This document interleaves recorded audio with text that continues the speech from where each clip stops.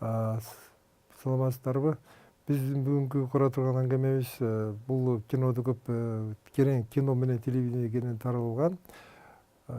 Көп камера менен жүрүш, көп камера деген 2-3 камера менен, 4 камера менен, телевидениеде 5 камерага чейин жетет. Америкалык киноду 3 камерага чейин барат. Бизде болсо илгертен бери келаткан, калыптанып калган көбүнчө бир камера менен түшүрүү. Бул совет заманында кинопленканын тардыгынан болгон жумуш. Бул жерде бир камера менен түшүрүүдө кинопленканын тардыгынан башка актерга да өтө кыйынчылык келет да. Себеби мисалы үчүн бир камера менен тартып атканда мизансцена чие кетсек, момунда мизансцена болсо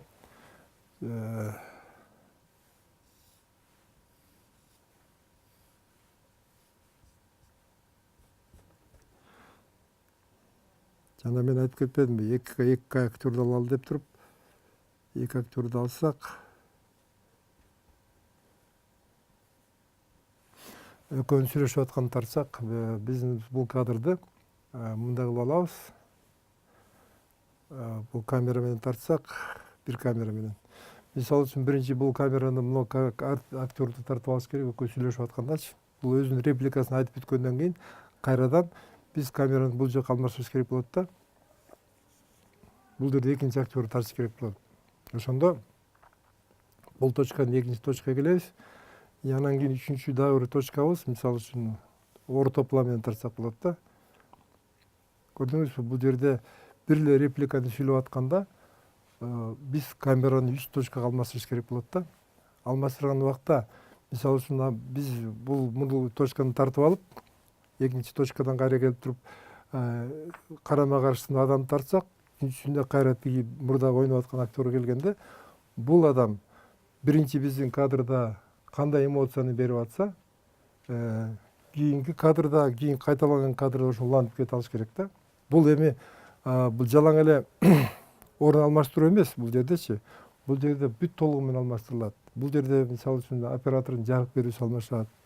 Бул жерден прибор менен бул жактан берип атса, рисунок жасап туруп, бияка өткөндө бул актерга дагы бир рисунок жасаш керек.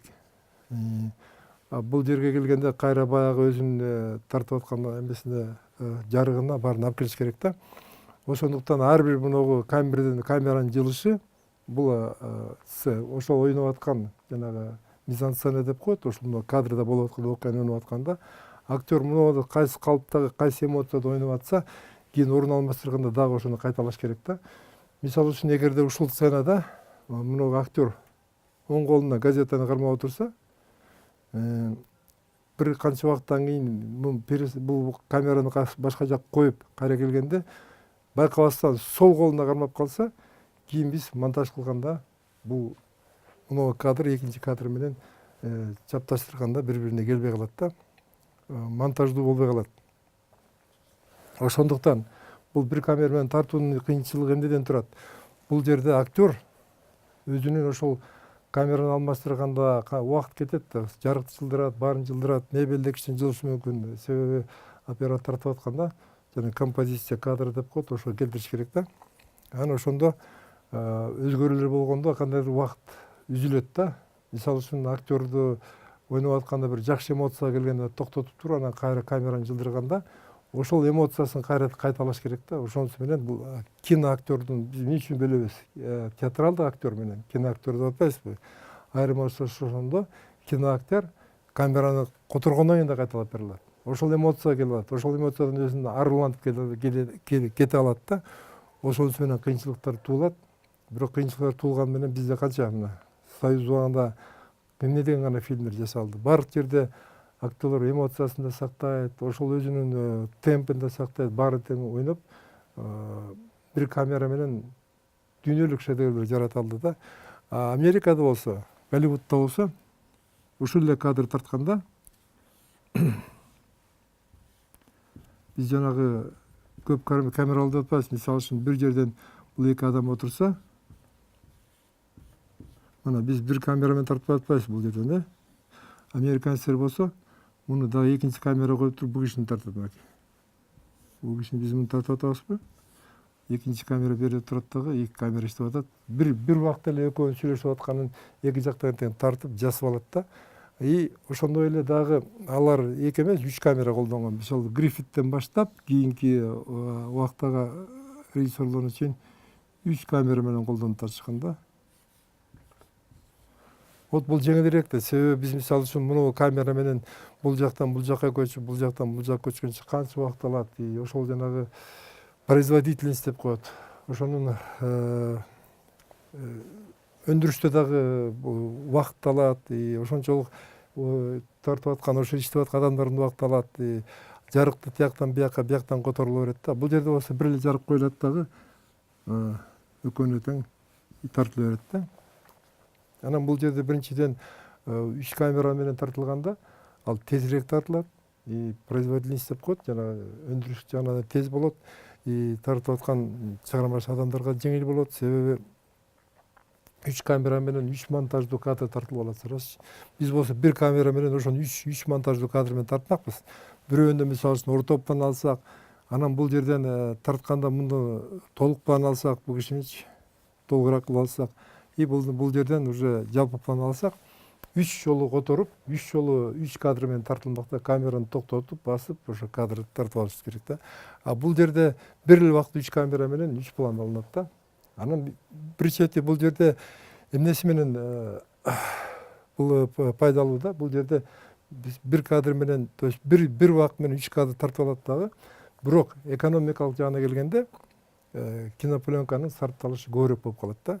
Себеби 3 камераны тең 3 камерадан канча дубльден тартканда бул канча метр кетет. Бул жагы да бар болчу. Бизде чын айтканда ал жагынан көп тартышчылыктар болгон. Бирок биз ошондой баягы үнүзөк кинодон баштап ошол системага бизде башынан көнүп калып, бир камера менен мына 60-чы, даже 80-90-80 жылдарга чейин тартылып келди да. Азыркы убакта болсо санарип кеткөндөн кийин бул жагынан көп утуштар бар. Себеби 3 камера менен тартса болот, 2 камера менен тартса болот. Ошондой эле бул убакта мисалы үчүн кинопленкага тартып алып, аны обработка деп койчу, химиялык жол менен аны иштетип алып келгенче убакыт кетчү. Азыр болсо бу жерде мисалы үчүн 3 камера менен тартып атканда, могу жерде режиссерский монитор болот. Үчөөнүдөн кабель келет да, бул жерден үчөөнүдөн көрүп отурат. Могу жерде 3 камерадан 3 кадр келип турат. Ошо менен бу жерде кнопка менен отуруп алып туруп, режиссер басып каалаган кадрын алып туруп монтаждай берет да. Бул жерде биринчиден өндүрүштүк жактан утат. Экинчиден монтаж дагы жүрө берет да. Тандап алат кадры жакшычы варианттарын. Ошондуктан бул өндүрүштүк жагынан да, технологиялык жагынан да 3 камера менен жеңилирээк. Бирок бир гана бул жерде өндүрүштүк утуштан башка чыгармачылык жагынан кадрды коюуда, кадрдын жарыгын берүүдө, жана глубинный кадр деп атпайсызбы? Булардын артында буюмдарды көрсөтүш үчүн, эки көлөкө түшпөш үчүн, академический жанагы живопистегидей кылып келтириш үчүн кадр, ар бир кадрды коюп туруп, жарыгын эметкенде бул жерде бир общий бир жарык болуп калышы мүмкүн да. Себеби бир могу жарык берип аткан приборлор кадрга түшүп калбаш үчүн бир кандайдыр бир үстүнөн бир кандайдыр бир жарыктан тартып калат да. Бул академик тартылганда ар бир портретти, ар бир эмесин чыгармачылык менен, көркөмдүк жол менен коюп алса болот эле да. Бирок эми агентство, мен айтып кеттим, пленка деген ал жанагы өзүнүн чувствительности боюнча көп жерден уттуруп койчу. Азыр болсо камеранын өзүнүн азыркы сонариптик камералардын чувствительностью өзүнүн камеранын ичине коюлуп алат. Ошонун эсеби менен азыр утуштар көп. Азыр көп мүмкүнчүлүктөр берилди. Мурда мисалы үчүн бул кинопленкага түшүргөндө көп техникалык эсептер жүргүзүш керек болчу. Заполнение, рисунок дегендер оператор жагынан технический эмелер көп эле. Азыр болсо мунун баарын болжолдоп туруп, окшоштуруп коюп туруп, азыр көп кинолор тартылып атат. Өндүрүш жагынан утуштар көп десек болот да. Эми мындан башка мисалы үчүн монтажды тартып алгандан башка бул жерде үндү дагы Америкада болсо, Америка Голливудта көбүнчө алар ошол жерде эле черновой деп жазып, чистовой жасап алышат да. Ошол жерде мисалы үчүн 3 камерага 3 микрофон коюп туруп, бул сразу ошол жерден эле жасап алышат, площадка тартып аткан нерсени. Биздики болсо тартып алып анан келип туруп переозвучка жана көп операциялар жасап атпайбызбы. Ошонусу менен алар бизге карамычысуу болуп атат да. Анан эми бул азыр жалаң сөздөр менен технологиясын айтып атабыз да. Ошонун кадрдын тургузушун, мизансценаны кандай кылып жүргүзүшүн, ошол жерде актерлордун кыймыл аракеттерин баарын айтып кеттик. Кадрлардын жалпы план, орто план, анан толук план менен алган принциптерин көрсөттүк да. Эми ушул эми мындан башка дагы бул жерде ал биздин жанагы монтаж, тартылуу, анан кийин үндү коюу деген нерселерди айтып атпайбызбы? Андан башка дагы бир кинонун бул жерде эң негизги бул баардык нерселерди тартардын астында жарала турган, издене турган бул негизги драматургия болуп эсептелет. Эми азыр драматургияга бирок токтолуп кетсек да. Драматургия деген эмне? Драма деген өзүңүздөр жакшы билесиздер, бул чыгарма. Бул мисалы үчүн адабиятта повесть, роман ар кандай болушу мүмкүн. Кинодо киносценарий жазылат да. Ошол адабиятта жазылган чыгарманы ошону кинонун тилине которуш керек да. Ал адабиятта чыгарманы кинонун тилине которуш деген эмне? Ал жерде биз айтып атпайбызбы, жанагындай динамичный болуш керек деп атат. Динамика деген ал эменин камералык кыймылдаш эмес. Ал жерде динамика өзүнүн сюжет, ошо болуп аткан окуянын өзүнүн болуп аткан чыңалышы, ошонун бир кандайдыр бир күчөшү болуш керек да. Ошондой нерселерди издеш керек да. Киного түшө тургандай кылып, мисалы үчүн жазуучу баракка жазганда мындай нерсе болуп атат деп туруп өзүнүн атынан мындай түшүндүрүү метод менен авторлук эмес болот да, көз карашы болот да. Ошо менен жазылат жанагы адабият чыгармаларычы. Биз ошонун жазган нерселеринен таап туруп, ошону экранга айланата турган, экранга тартыла турган, кыймыл аракет боло турган эки каармандын ортосундагы мамилени биз мындай айтуу түрүндө эмес, көрсөтүү түрүндө жасашыбыз керек да. Көрсөтүү түрүндө жасаш үчүн биз ошону кинодрамага айландырыбыз керек да. Мисалы үчүн болуп кеткен экен, болуп жатат экен деген болбой атат. Кинодо учур чакта болуш керек. Болуп атат, жүрүп атат, момундай болуп атат, мону сүйлөп атат деген нерселер болуш керек да. Ошонун негизинде кинодраманы жаратабыз. Анан ичиндеги окуя абдан кызыктуу болуш керек. Ал окуя мисалы үчүн биз ошол драманы тандап алганда, биз ошол окуянын бүт негизги толук мазмунун алып, ошондон эмнени көрсөтөлү элек, эмнеси кызык, көрүүчүгө ошо кызыкпы, ошону кинонун кайсы шартына салып көрсөтсөк болот деп туруп, анан кийин ошону тандайт да режиссер. Режиссер ошол көбүнчө ошонун драманын канчалык кыймыл аракеттүү экенин, ошол окуянын канчалык күчтүү экенин, ошол жерде өнүккөн окуянын кандайдыр бир деңгээлге жеткириш үчүн ошонун бир инструменттерин издеш керек да. Ошон үчүн чыгарманы тандаганда көбүнчө динамикалуу чыгармаларды тандайбыз. Анан динамика десе көп ойлоп атпайбы, жөн эле кыймыл болсо болду деп. Жок, кыймыл деген динамика, драманын өзүнүн динамикасы болуш керек. Динамика деген эмне? Өрчүшү. Чыгарманын ичиндеги каармандардын ортосундагы мамиленин өрчүшү.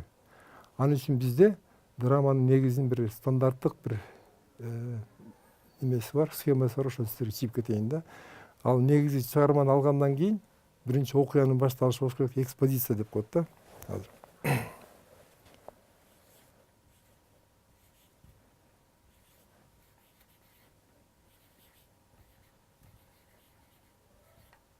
бул экспозиция болгондо эмне болот? Экспозицияда биз боло турган окуя менен ошол окуя боло турган жерин, ошол окуяда кандай каарман болот, кайсы каарманды көрсөткөн жатабыз. Ошону биз көрүүчүлөргө так түшүнө тургандай кылып туруп алып келишибиз керек да. Ошол каарман кандай каарман, оң каарманбы, тез каарманбы, ошондой кандай мүнөзүн, ошонун кандай кесипте экенин, кандай адам экенин бүт баарын экспозиционный эмеде көрсөтүп коюш керек. Себеби экспозицияда ошол драманын башталышында биздин негизги каарманыбыздын ким экенин түшүнбөсөк, анда кино бизге түшүнүксүз болуп калат. Ошондуктан экспозицияда каарман менен тааныштыруу,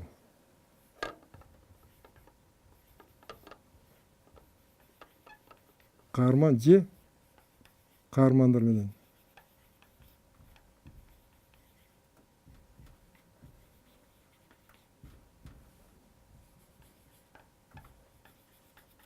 Тааныштыруу.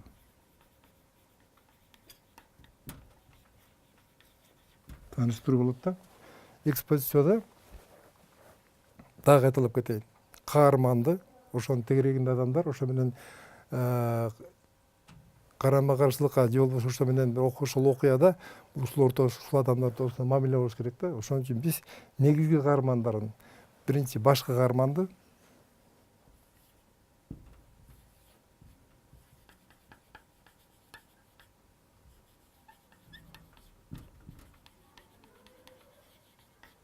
экинчи карама каршы каарманын,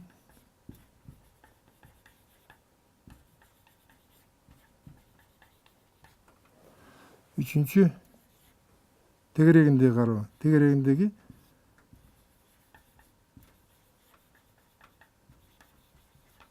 каармандарды.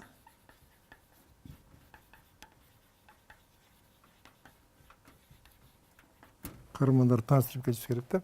Окуялардын болор алдында экспозиция деген бөлүгүндө ошо каармандар менен таанышып тактап алышыбыз керек. Ким башкы каарман, ага карама каршы чыга турган аны менен келишпестик каарман ким, ошо окуянын өрчүшүнө жараша сөз жок, кандайдыр бир конфликтный ситуация боло турган, конфликт, карама каршылык чыга турган бир окуяны жасаш керек да. Карама каршы чыгыш үчүн обязательно, мисалы үчүн негизги оң каарман болсо, аны менен терс каармандын ортосунда күрөшүү болушу мүмкүн. Ал эми жалаң эле күрөш дегенде физикалык жактан мушташчы эмес, келишпестик болот. Міне өзүнүн пейили, то есть өзүнүн айтканы сөз менен келбей калышы мүмкүн, мамилеси менен келишпей калышы мүмкүн. Экөөнүн бири-биринин ортосунда бир атаандашуу болушу мүмкүн.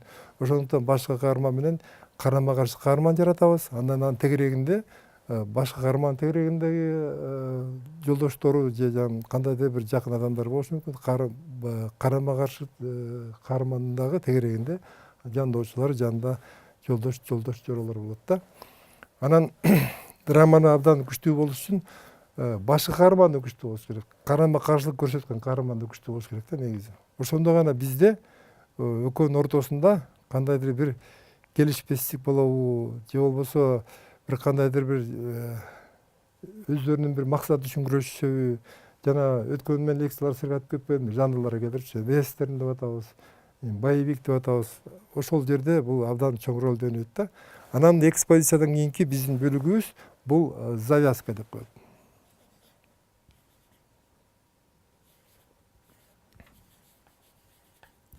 Завязка окуянын өрчүшү, экспозициянын өзүндө эле каарманды тааныштыргандан кийин окуянын кандайдыр башталышы болот да.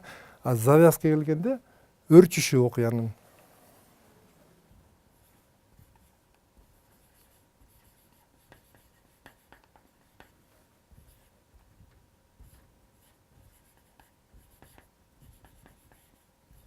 Өрчүшү.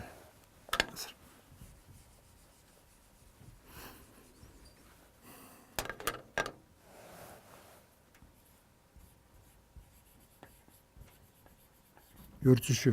Окуяны кандайча өрчүйт? Ошко биз жанагы каармандар менен тааныштырып, терс оң каарман тааныштыргандан кийин бул экөөнүн ортосунда карама каршы конфликт болот да. Драматургия өзү конфликттик карама каршылык болбосо, драматургияда өнүгүү болбойт. Бул жалаң эле бир карама каршылык болбойт. Завязка деген өзү өрчүп отуруп туруп, кульминацияга келгенче,